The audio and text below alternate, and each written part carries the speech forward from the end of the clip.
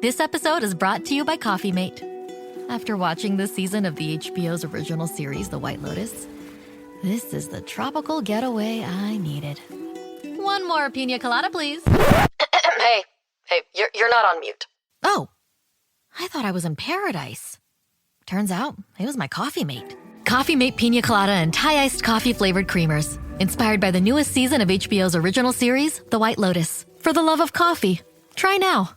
1, 2, 3, 4. The Brutally Delicious Podcast. The Brutally Delicious Podcast. The Brutally Delicious Podcast. The Brutally Delicious Podcast. What's up, everybody? This is Dark Macek with Brutally Delicious, coming to you with a review of the show I just saw of Æther Realm and Tear in Brooklyn, New York, February 13th, 2025. Okay, so I've been a fan of Tear for over 10 years. Æther Realm is one of those bands that I have seen, I think 5 times now, just on different tours opening for bands that I like. I first saw Tear in 2018 at a brewery in Richmond, Virginia. I saw them 2019 on 70,000 Tons of Metal, and I've seen them on both legs of this tour. I can honestly say, 7 years on from the first show, these past 2 shows are by far the best I've ever seen the band. They are tighter, the sound is better, the guitar tones are better, his vocals are better. I think Battle Ballads is their best album in quite some time, and in a weird way, I actually wish they played more from it. I mean, how rare is that, where when a band that's been around for over 20 years has a new album, you want them to play more songs from that album on the tour? Actually, I was there at the show, enjoying myself, but thinking, I can't wait till they play Dragons Never Die. I want to revisit again and say, these vocals were very strong. All of the sing-along choruses were carried wonderfully. And of course, we were all singing along there, by the sword in my hand, but we didn't need to. The band totally gave us our money's worth. They went pretty late.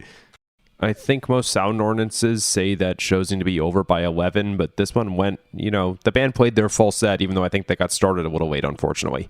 And as a veteran concert goer, I appreciate that you didn't just cut songs out. Thank you.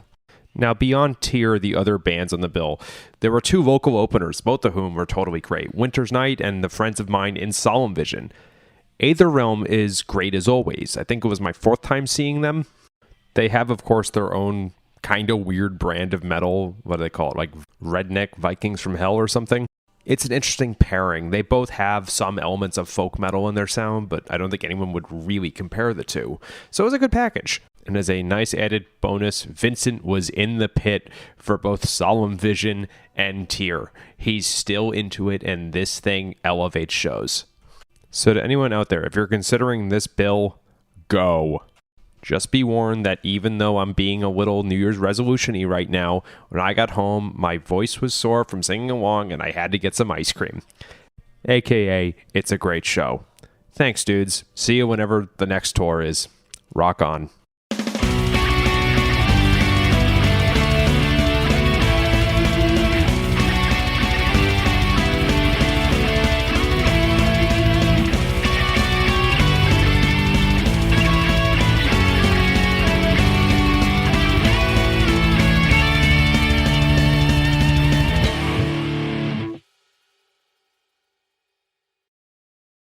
The number you have reached is 100.7 WMMS. It wasn't just a radio station, it was a lifestyle. Cleveland is a rock and roll city for sure.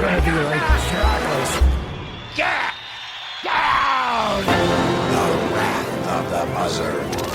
WMMS. Cleveland. The rise and fall of one of the most iconic radio stations in America. Profiles, The Wrath of the Buzzard, PROH Files. Subscribe now wherever you get podcasts.